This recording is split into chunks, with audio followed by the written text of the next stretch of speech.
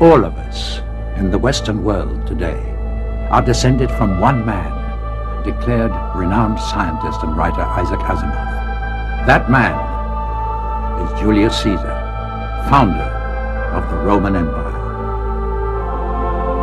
This is why perhaps no other city of the ancient world holds such a fascination for us as Rome, capital of the Roman Empire.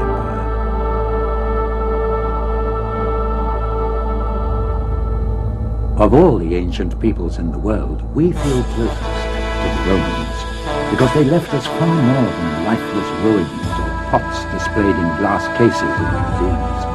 They left us stories of men and women, their intimate emotions, their thirst for power, and their incredible audacity. Even their faults are evidence of their humanity. Let's embark on an imaginary journey. We'll describe for you the lives of our ancestors, and together we'll journey back through time for a glimpse of what they were really like. We'll see typical streets, houses, and apartment blocks where people lived in Roman times. We'll visit the shops, the baths, the palaces, and the great temples, which were used not only for worship, but as meeting places for trade and commerce.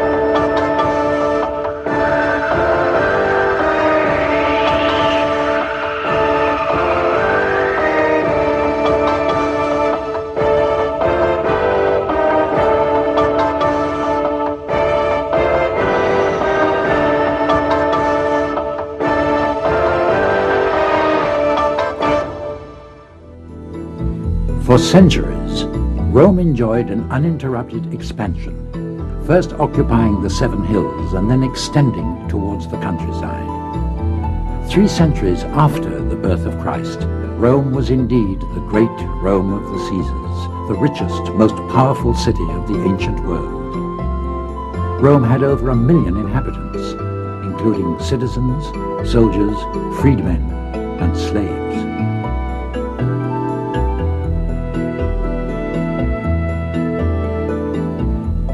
Today, it is a modern metropolis where the pace of life is frenetic, and like most capital cities of the world, at times even chaotic. But its inhabitants know that Rome is unique, because the evidence of its long and eventful past, stretching back over 2,700 years, is visible everywhere.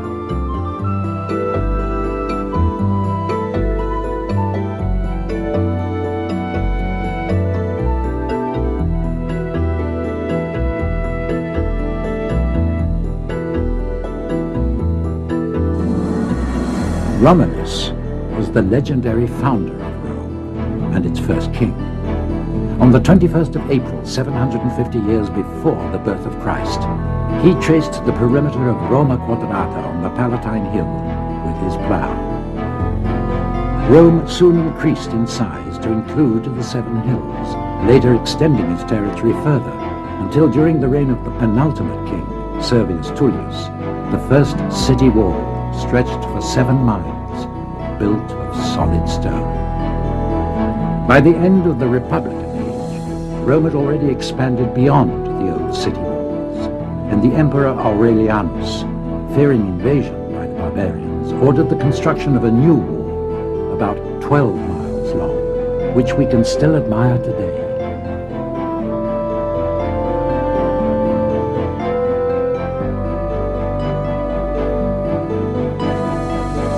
These walls, which were frequently restored, defended Rome from her attackers on all sides, up until the last century. This enormous model, which reproduces Rome as it was in the 4th century AD, during the period of its maximum expansion. From a small village on the Palatine Hill, Rome became the greatest metropolis of the ancient world. The first inhabitants were shepherds, who buried their dead in the damp, marshy valley where the Forum now stands. 10 centuries later, the perimeter of Rome measured almost 12.5 miles in length. In the 4th century AD, Rome comprised over 400 districts and boasted 28 libraries, 10 theaters, and hundreds of squares. 8 bridges crossed the Tiber. 29 main roads linked the center with its periphery. Every day, 19 aqueducts transported 1.5 billion liters of water, supply 1,500 public fountains, the thousands of baths, as well as the 11 great bath complexes. And then there were the forums, great open spaces where the very heart of the city beat, and the most spectacular of these was the Roman Forum. Enormous crowds gathered here at all hours of the day. The Forum was full of people of every nationality. The Roman Senate met nearby in the Curia building. Street vendors, patrician ladies on their litters, and senators mingled with lawyers waiting for their clients and ordinary passers-by. A bustling mass of people going in and out of the temples and palaces, chatting with friends in the square, shouting and asking for favors, buying and selling everything under the sun.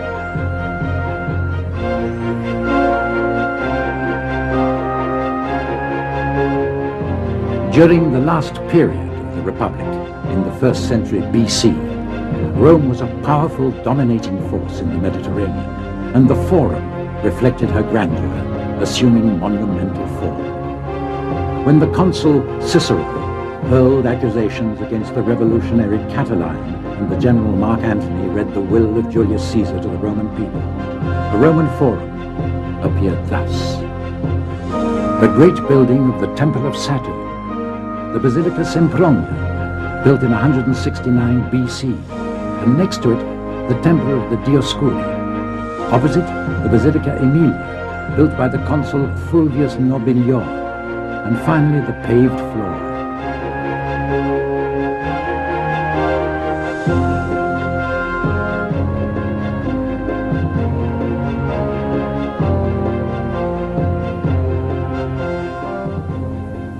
Under the Emperor Augustus, the Roman Forum became the stage of imperial greatness, where peoples of all the known world converged. Temples were built and public buildings, as well as the luxurious homes of the emperors on the Palatine Hill. All helped to make it a unique setting. And even when other forums were created close by, such as that of the divine Augustus or of Trajan, the Roman Forum retained its importance for the Rome of the Caesars. Without doubt, the most spectacular view of the Forum must have been during the imperial period, at the moment of maximum expansion of the Roman Empire, when the peoples of 4 continents converged on the Roman Forum.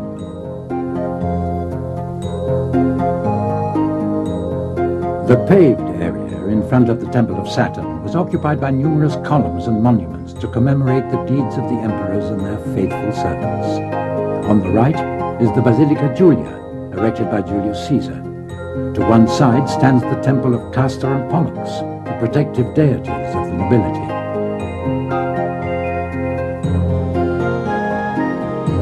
On the left, the Basilica Aemilia from the Republican period, which has survived. It has been restored more than once after numerous fires. Above, on the right, is the imperial residence on the Palatine Hill, and in the distance, the Colosseum.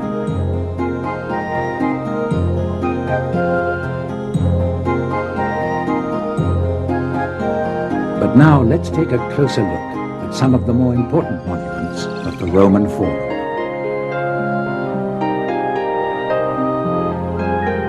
This view shows the side of the Forum which lies at the foot of the Campidoglio. It was once full of buildings, such as the Tabularium, the Temple of the Concordia, that of Vespasian and Titus, and that of Saturn, where the state's treasure was kept, which in Caesar's time consisted of 13 tons of gold, 114 tons of silver, and 30 million sesterces. Around the 4th century AD, the area looked like this, with a paved floor and triumphal arches and monuments. Above, from left to right, the temples of Saturn and those of Vespasian and Titus. And finally, on the hill of the Campidoglio, stood the Tabulari, the state archives, where the city hall stands today.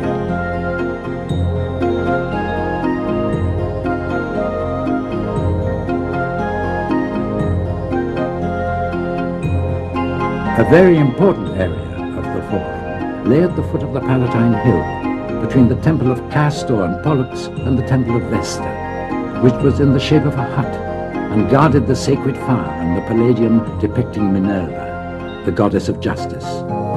This is all that remains of the temple of Castor and Pollux, built to commemorate a battle won by the Romans.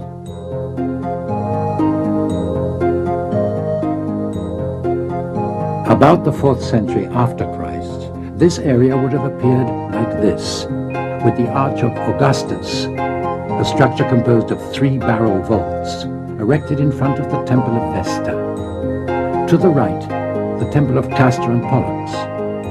Rising above it all, the Imperial Palace, which probably belonged to the Emperor Caligula, famous for his fits of madness, which culminated in his nominating his favorite horse as senator.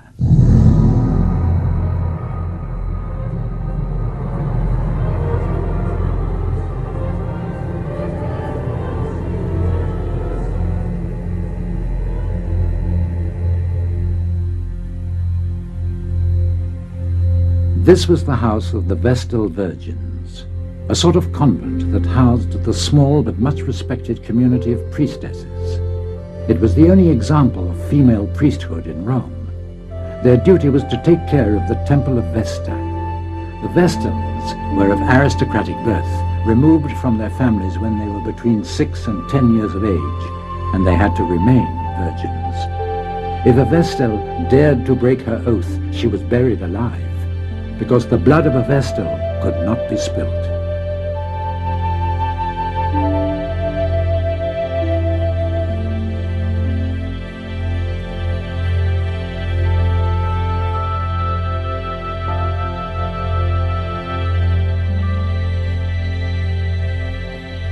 Along the Via Sacra, the Sacred Way, while still in the Roman Forum, we can see one of the most impressive buildings of Imperial Rome, the Basilica of Maxentius.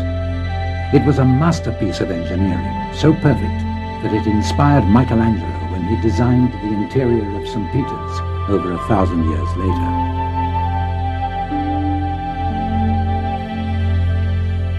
Ordered by Maxentius, the building was completed by the Emperor Constantine in 315 AD.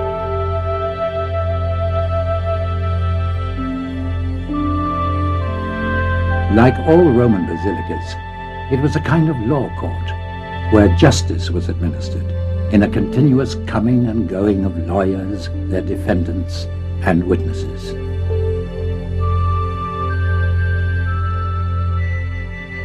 All under the watchful eye of the statue of Constantine, the fragmented remains of which are preserved in the forecourt of the Palazzo on the Campidoglio, a giant hand, a foot, and the head.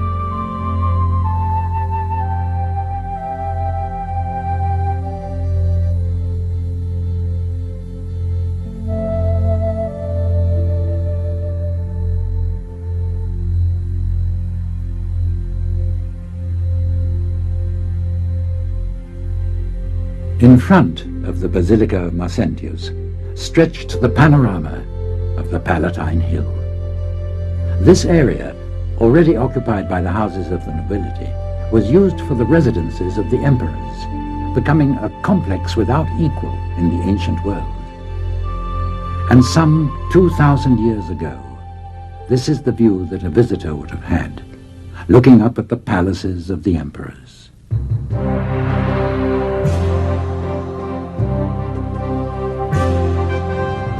To give some idea of the magnificence of these imperial palaces, here is the triclinium of the Domus Flavia, the banqueting room built by the architect Rabelais for the Emperor Domitian. In spaces like these, the Roman emperors took their evening meals, which lasted for hours, ending long after midnight. They dined lying down on couches called triclinia, as all rich Romans did, while hundreds of slaves served the wine, carved the meat, and collected the plates, which, according to custom, were tossed under the tables when empty. Lotteries were often played, with lavish prizes to be won, and it was not uncommon for a couple of slaves to be forced to fight to the death as a supper-time entertainment.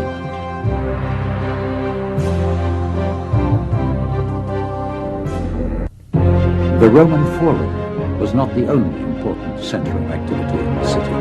There was the incredible Circus Maximus, where chariot races were held, an arena 678 yards long and 130 yards wide, which could seat more than 150,000 people. It lay in the Mercia Valley, between the Aventine and the Palatine Hills, where the imperial residences were situated, another spectacular view of which can be seen from here.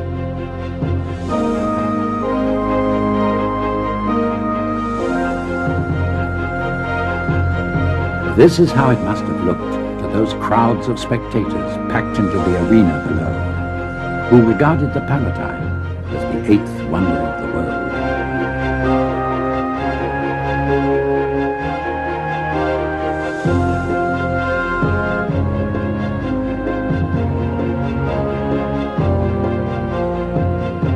But life in ancient Rome was not played out entirely within the intimacy of the home, whether rich or poor. Whatever the season, they chose to live outdoors, filling the streets and squares with bustling crowds. There were many places where people could meet and spend their free time together. They had plenty because the state granted over 200 holidays every year, including both religious and public festivals. The baths were certainly one of the most popular places. To get an idea of the enormous dimensions of a bath complex, let's visit Santa Maria degli Angeli. In the 16th century, the great Hall of the Baths was converted into this church by Michelangelo. It occupies only a part of the bath complex, built under the Emperor Diocletian.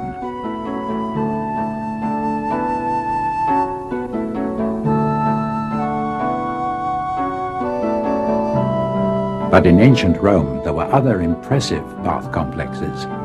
The Baths of Caracalla, which could hold nearly 2,000 people. They were used continuously for over 300 years, until 537 AD, when the barbarian king Vitige cut off the aqueducts, and they ceased to function. The baths covered an area of about 11 hectares and had cisterns which could hold 80,000 cubic meters of water. These baths were built by the Emperor Caracalla in the year 212 AD.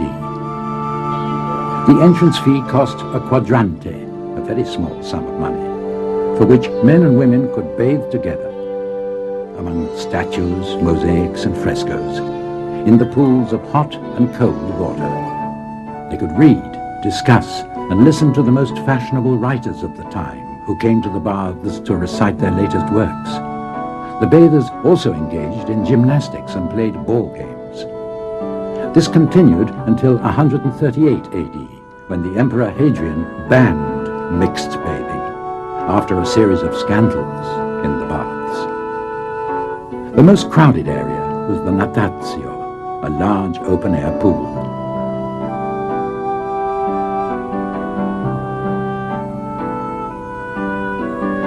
And this is how it would have looked to the bathers, filled with fresh, clean water from the aqueduct of the Aqua Marcia.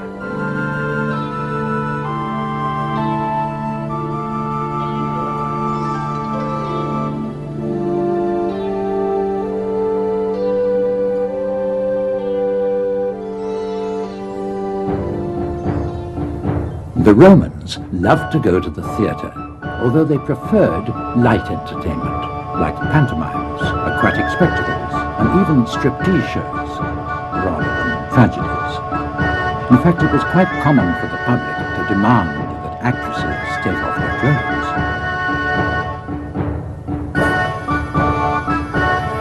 The poet Horace tells us of a certain arbuscula who refused, saying, "I prefer to give pleasure to a few people with my art than to many with my body." The crowd was furious and threw her off the stage, recounts Horace. This could have happened in this very building, the theatre of Marcellus. Its construction was begun by Julius Caesar 17 years before the birth of Christ, and dedicated to Marcellus, the adopted son of the Emperor Augustus. It was more than 98 feet high and could hold about 20,000 spectators.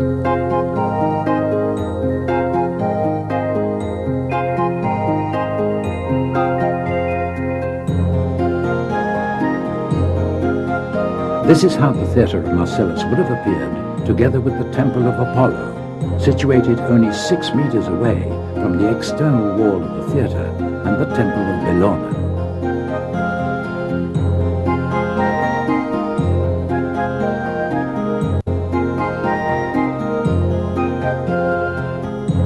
Surrounding this complex were hundreds of insulae, rented apartment blocks, where the great majority of the Romans lived.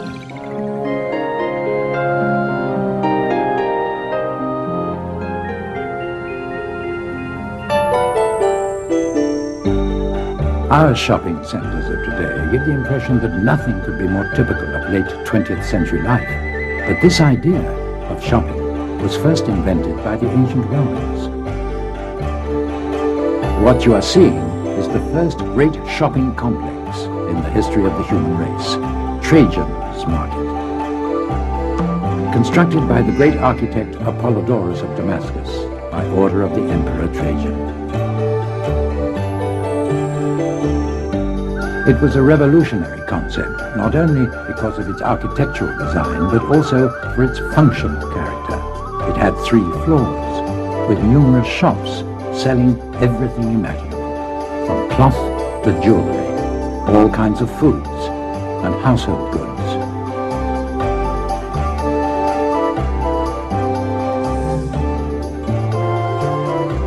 The most crowded area was the Great Hall of the market, which served to accommodate the large numbers of people buying and selling.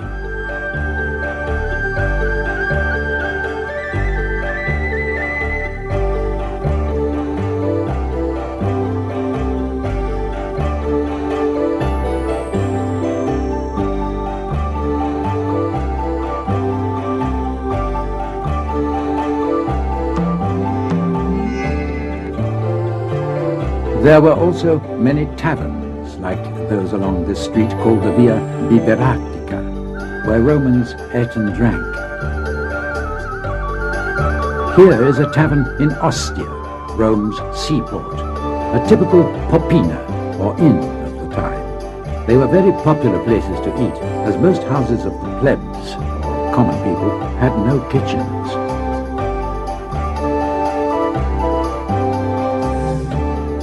But what did the ancient Romans eat and drink?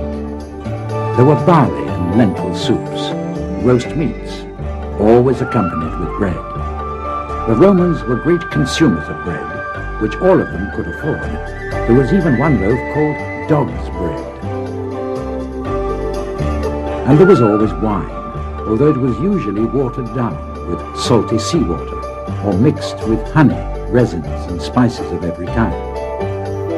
As we are told in an ancient recipe book, written by the gourmet Marcus Gavinus Apicius. In their taverns, the Romans also loved to gamble. One very popular game was similar to the chess we play today. It was so common that what looks like a chess board was found cut into the marble of the stairway at the Basilica Julia in the Roman Forum. This Roman coin depicts the Flavian Amphitheatre. Yes, it is commonly known as the Colosseum, and was the most popular place in all of Rome. Here the gladiators fought each other to the death, and drove the ancient Roman spectators wild as they cheered them on, like the crowds in a football stadium today. We're not sure who the ingenious architect was, perhaps Rabirius, Domitian's architect, or a certain Gaudenzio. The Colosseum is perhaps the most famous monument in the world. What is certain is that, reaching an incredible height of 157 feet, it has amazed and fascinated all who have seen it down through the ages.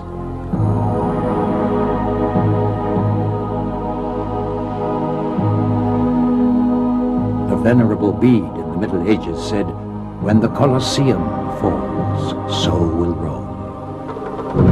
It was built in a valley between the Palatine, Esquiline, and Celian hills, and its construction required hundreds of thousands of huge travertine marble blocks. It was ordered by the Emperor Vespasian to celebrate the greatness of the empire, and was inaugurated by the Emperor Titus in 80 AD. A series of spectacular shows was organized for the occasion, which lasted 100 days, during which over 5,000 wild beasts were slaughtered.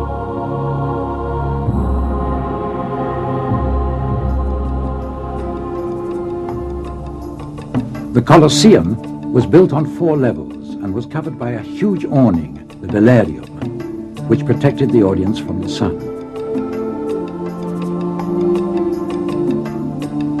The first level was 34.5 feet high, decorated by half columns in the Doric style. The second level, with columns in the Ionic style, was almost 39 feet high. The third had Corinthian columns and was 38 feet high. The fourth floor consisted of a continuous wall with a system of wooden poles which supported the velarium. Complicated drainage work had been carried out before its construction began, as there had been a small lake here used by Nero for the monumental imperial residence he called his Golden Palace, the Domus Aurea. Nero had created a rambling series of buildings and gardens. To achieve his wild plans, he ordered hundreds of houses to be cleared and their occupants thrown into the street, while he and his court continued their revels unconcerned.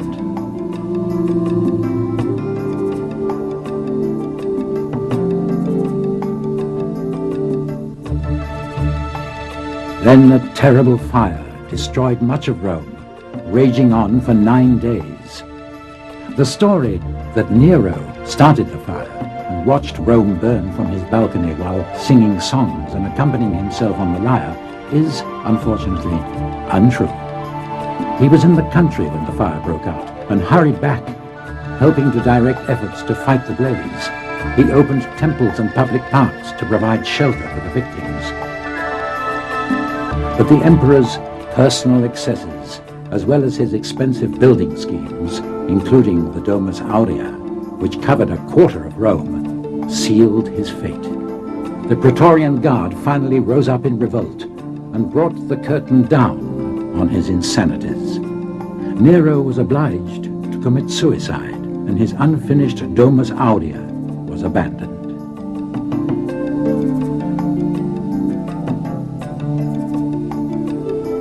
His successor, the Emperor Vespasian, ordered the lake to be drained and the Colosseum to be built, erasing all traces of Nero's reign.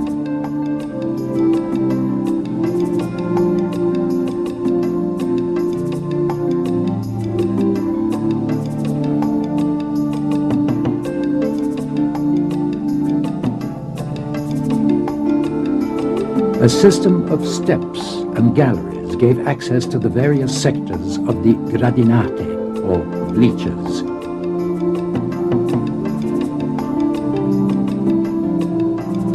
The galleries, situated on the first floor of the Colosseum, would have looked like this. You could meet all kinds of people here, vendors of fritters made from chickpea flour, hot drinks and souvenirs, or people who hired out cushions and blankets for a small sum, because the shows continued late into the night.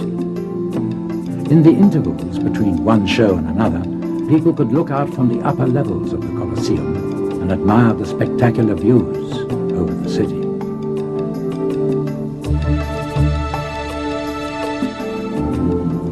This is what remains of what was the grandiose temple of Venus and Rome, designed by Emperor Hadrian himself in 135 AD, in an area already occupied by the atrium of Nero's Golden House. The construction of this temple was sharply criticized by Apollodorus of Damascus, the architect who had designed Trajan's market. For his audacity in publicly condemning the work of a Roman emperor, he paid with his life. On the left, we can see the Via Sacra, the Sacred Way, which looked like this, and the Arch of Constantine, the largest of the triumphal arches to survive. And in front of it, the Meta Sudante, a monumental fountain situated where the 5 regions of the city met.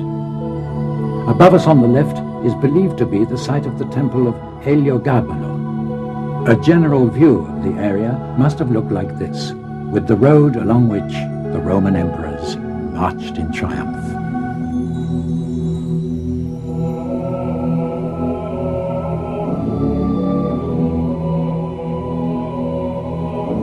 This area in front of the Colosseum was used for many magnificent parades, like the one for Constantine's victory over Maxentius at the Ponte Milvio in 312 AD. This arch was built in his honor, and we can admire it today in front of the Colosseum.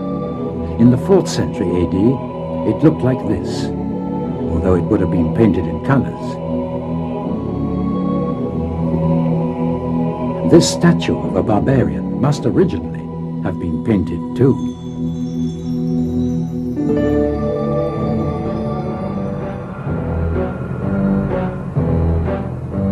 The people who crowded into the Colosseum were drawn there by their lust for blood, which flowed in the arena.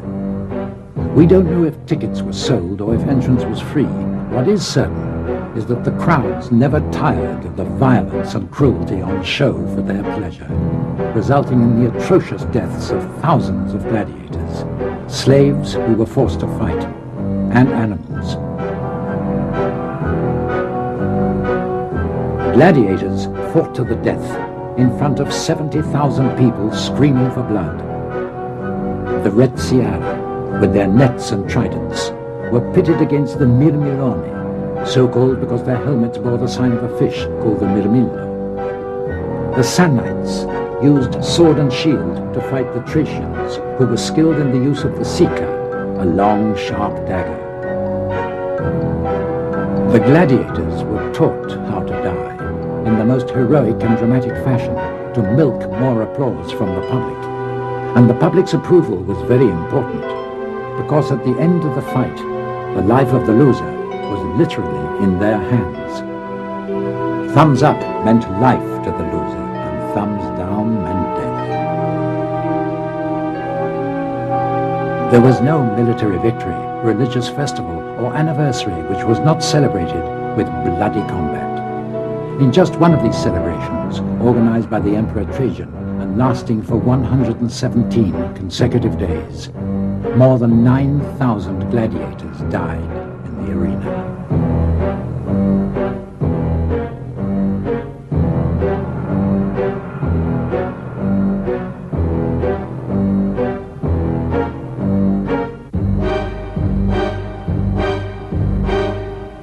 Beneath this arena lay a labyrinth of subterranean passages where the gladiators and the ferocious beasts awaited their turn to die. It must have resembled a scene from Dante's Inferno, with the perpetual din of crying and screaming and the roaring of the wild beasts. A place where the stars of the show, animals and gladiators, used to prepare for their entrances, the effects of which were often heightened by the use of hoists and ramps.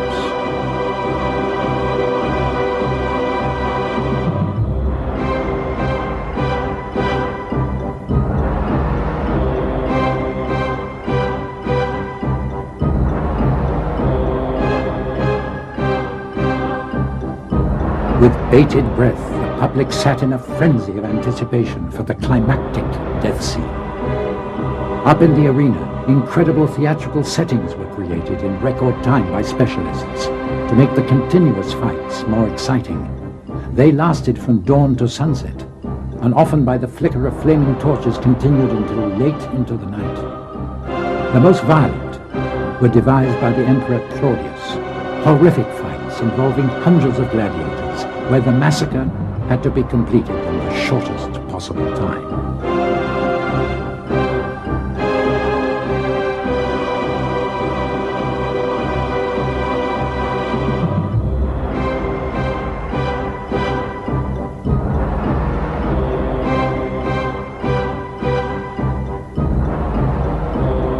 Scenes such as these became the tragic setting for other brutal massacres, when innocent Christians were thrown into the arena to be torn to pieces by ferocious beasts.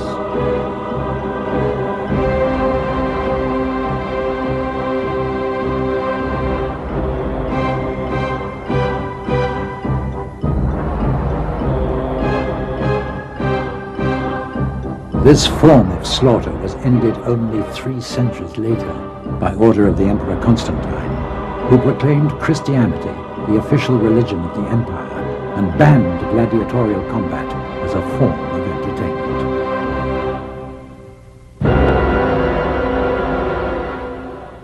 All roads lead to Rome, goes the proverb, as this medieval copy of an ancient Roman road map demonstrates. Rome lay at the center of a dense network of consular roads which linked it with every corner of the empire. The most important were the Via Aurelia, the Via Flaminia, the Via Cassia, the Via Salaria, the Via Tiburtina, the Via Casilina, and the Via Appia, queen of the consular roads. Built in the year 312 BC, it linked Rome with the south. After passing through the city of Capua, it ended at the port of Brindisi.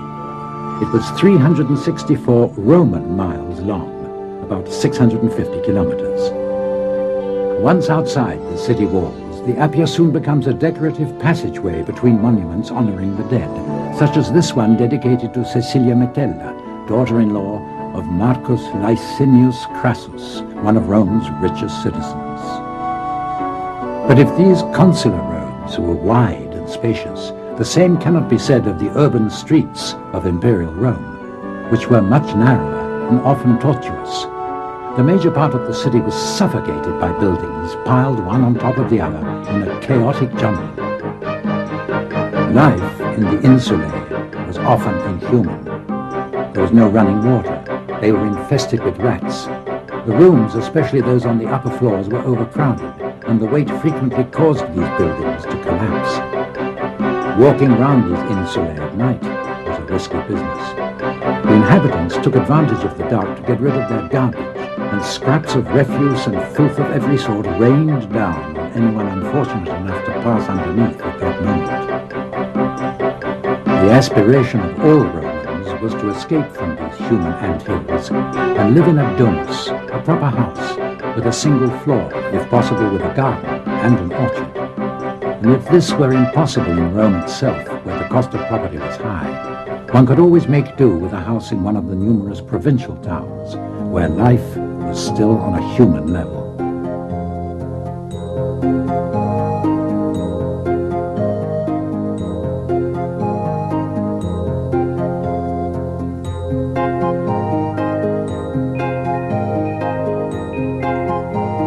One of the most beautiful houses in the ancient city of Pompeii, just over 120 miles from Rome, the House of the Faun, covered over 3,000 square yards, an entire city block, and it consisted of numerous rooms.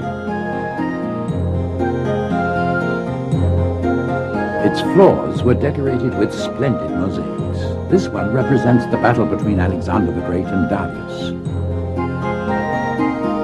And there were statues like this bronze which adorns the pool in the entrance, a Greek statuette from the 2nd century BC. This is a modern copy. The original is kept in the National Museum in Naples.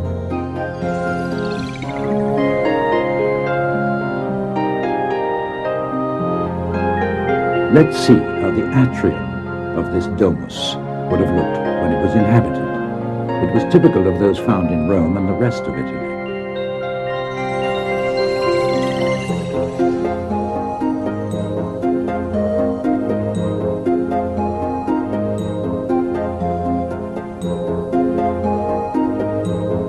Since we are in Pompeii, let's consider this ancient city, which has been restored to us at last.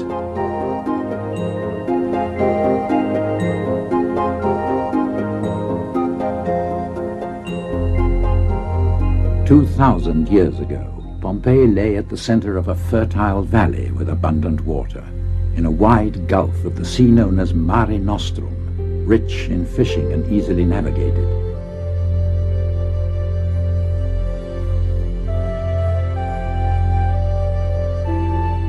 It was a city based on trade, cloth and other manufactured goods, but above all, its precious wines and its garo, the sauce which drove the Roman gourmets wild.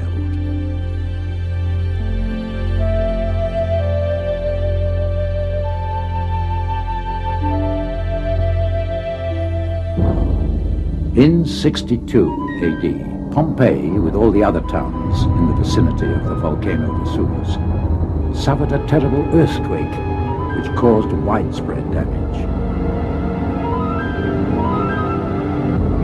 With the financial assistance of the Emperor Nero, the inhabitants of Pompeii immediately set about the work of reconstruction. They restored the houses, the monuments, and the baths destroyed by the earthquake. They were oblivious to the hidden threat of the volcano.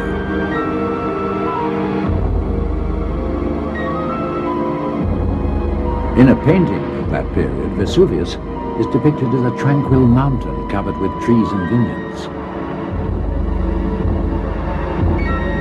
79 years after the birth of Christ, on the 24th of August, that idyllic peace was suddenly shattered. Vesuvius erupted with terrible fury.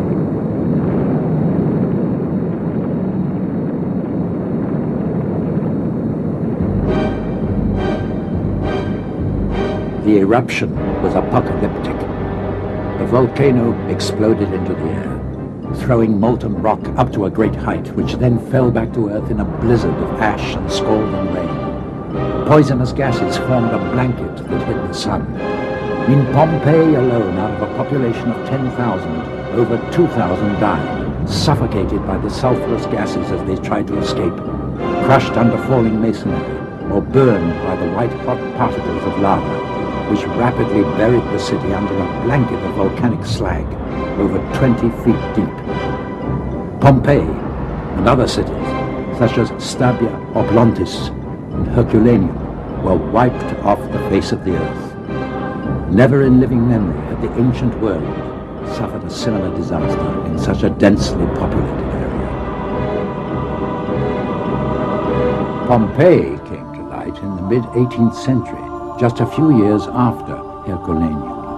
A foreigner, the Prince Delboeuf, made this sensational discovery. 3 splendid statues were recovered from a deep well, which so delighted Queen Maria Amalia that her consort, Charles III of Bourbon, King of Naples, decided to undertake large-scale excavations of the area.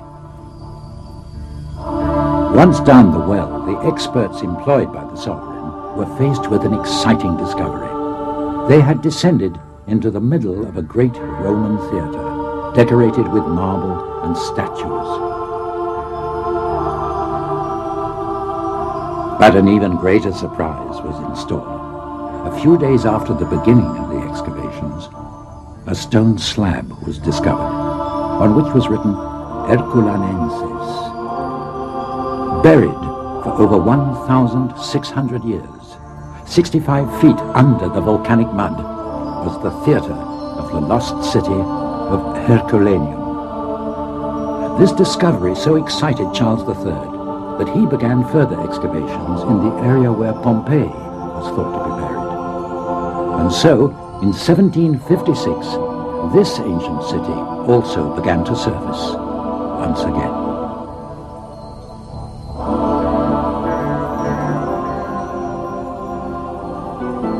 This gateway is the Porta Marina, one of the entrances to the city. In ancient times it was called the Porta Neptunia, or Portuensis, because only a short distance from Pompeii, at the mouth of the river Sangro, there was a port which connected it with the farthest parts of the empire. The first large building along the Via Marina was the Basilica, where two magistrates held audiences and businessmen discussed and drew up contracts.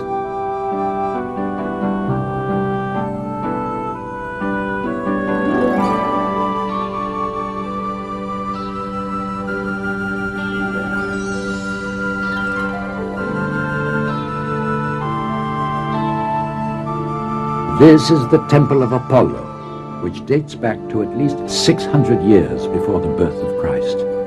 Apollo was a Greek god, and this temple demonstrates the influence that the Greeks had on Pompeii, an influence so strong that the sun god, Apollo, became the patron of the city.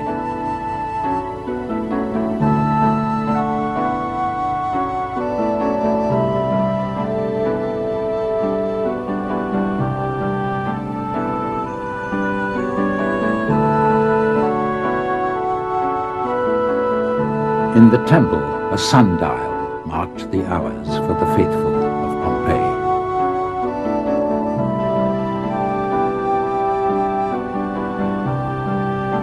Situated at the end of the sacred enclosure, it combined both Greek and Roman elements. A Corinthian-style colonnade surrounded the sanctuary. We have evidence that the colonnade consisted of 2 stories, though excavations of the area have not revealed any traces of the upper level.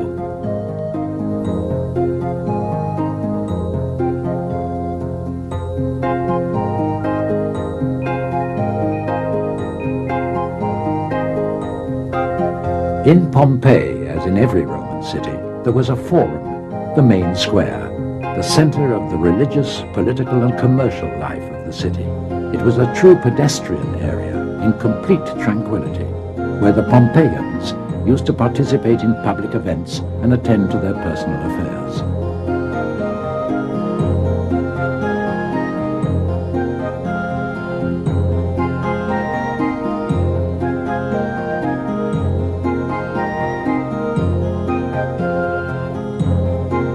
The 2-storied portico had not only a decorative purpose, but also prevented the passage of vehicles.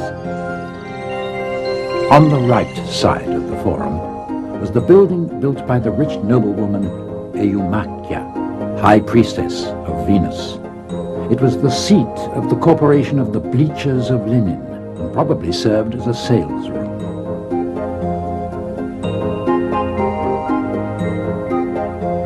At the main entrance were the public latrines for visitors. The urine was collected here, and then used in the manufacture of wool to make it softer.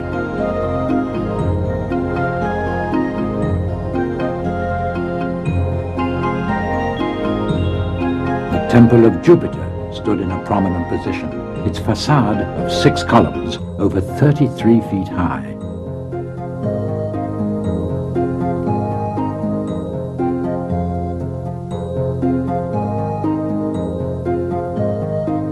Of all the statues in the temple, only this head of Jupiter has survived. This is a copy. The original is housed in the National Museum of Naples.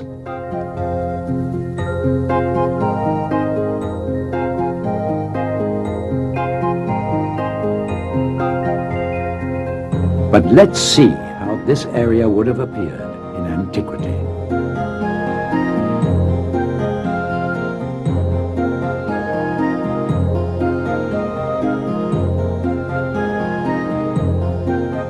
As you can see, the design of the Temple of Fortuna Augusta imitates that of the more grandiose construction of the Jupiter Capitolium, which we saw earlier in the Forum.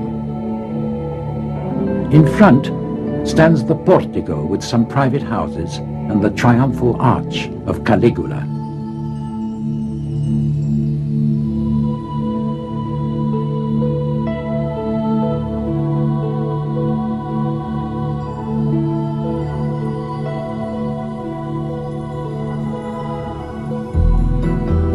The Odeon, or Little Theatre, was built by Marcus Porcius and Quintius Valbus, the two supreme magistrates of the city. It was covered in such a way as to guarantee perfect acoustics for the spectators, arranged on the gradinate, the bleachers. At the sides of the cavea, two kneeling telemons are depicted.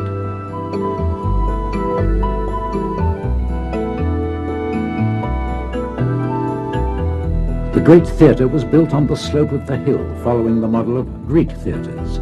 It was covered by wide awnings to protect the spectators from the sun. But let's see how the stage of this theatre would most likely have looked.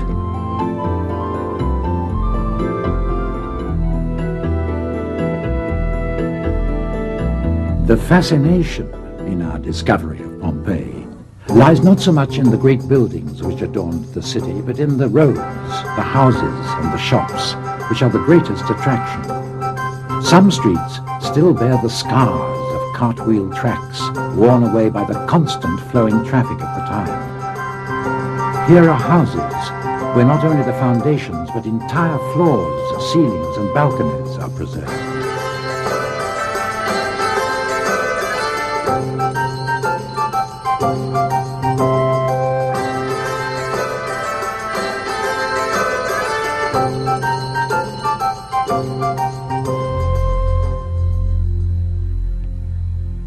One of the most famous houses is without doubt that of the Vetii, two brothers, descendants of a family of freed slaves, who prospered and became rich through commerce.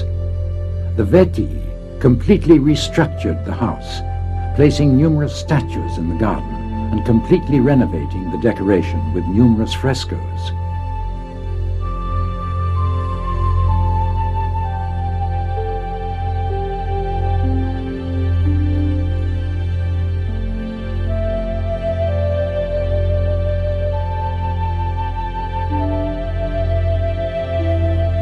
These frescoes are the Amorini, the Cupids, which are among the most famous of the Pompeian frescoes and reflect the great industry which characterized Pompeii.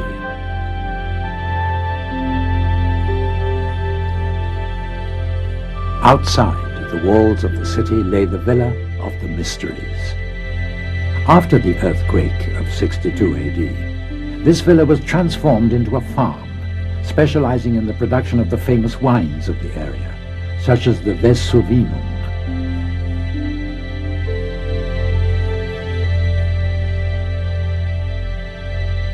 This is a copy of an ancient wooden wine press.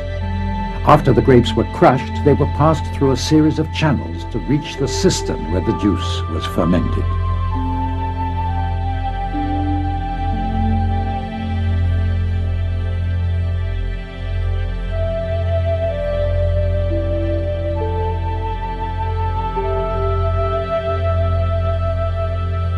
The Villa of the Mysteries is most famous for its triclinium, or dining room, where the owners of the house and their guests enjoyed banquets and musical entertainment. The walls are covered in a series of frescoes, some of the most beautiful in antiquity, which depict a Dionysian rite.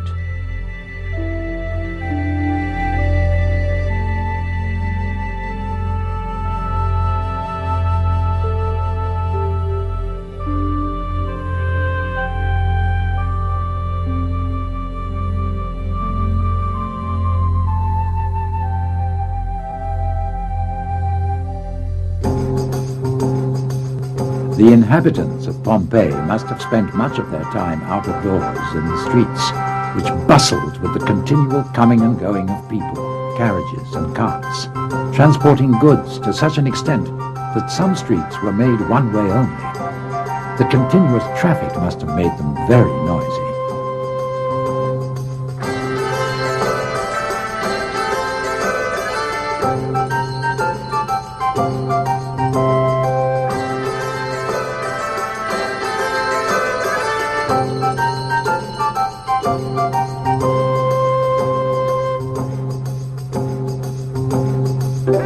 Here we are at the crossroads between the Via dell'Abbondanza and the Via Stabiana, a part of the town full of shops. The column, linked to the great reservoir, served to distribute water to the shops and neighboring houses. It was situated near a fountain, one of many, placed at the crossroads of the city. The many fountains of Pompeii were built by its administrators, one reason being that at election time a new fountain could guarantee many votes. The political campaigns were very lively in Pompeii and were a continuous event because public office lasted only 1 year. Prostitutes even found themselves involved in political propaganda, publicly taking sides. We read here that Azzalina and her girls urge you to elect Gaius Lollius Fuscus as Minister of Public Affairs. And this is only one of over 11,000 graffiti which cover the walls of Pompeii. The ground floors of the houses in Pompeii were occupied by shops and workshops of every kind, such as this tavern opposite the baths of the Forum, where hot drinks were ladled from vessels walled into the serving counters.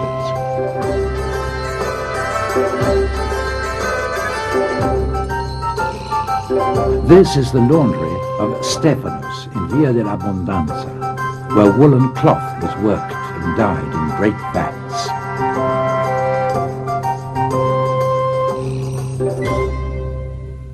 Pompeii, rediscovered in the 18th century, and Rome, whose ruins have fascinated travelers throughout the ages, are two exceptional examples of what was once the Roman Empire. Rome did not invent education, but it developed it to a new, previously unknown level, building schools in every corner of the empire, and with the schools, theaters and aqueducts. It did not invent sculpture as a means of portraying the human figure, but it gave it that realistic effect which was lacking in the idealized art of the Greeks. Roman law is still the basis of modern jurisprudence. Its language became the basis for the language of Italy, Spain, France, Romania, and Latin America, as well as a base from which English has developed. It did not invent the arch, the vault, or the dome, but it used these elements with such an audacity that in some fields its architecture has remained unsurpassed and an example for our modern architecture. The form of our cities of today reproduces the image of the urban structure of the streets, squares, and markets of Roman cities. The Roman heritage still plays a part in our lives thousands of times every day. We cannot but agree with the poet Marziali, who declared in the 1st century AD, Rome, no city in the world is your equal, and none comes even close to you.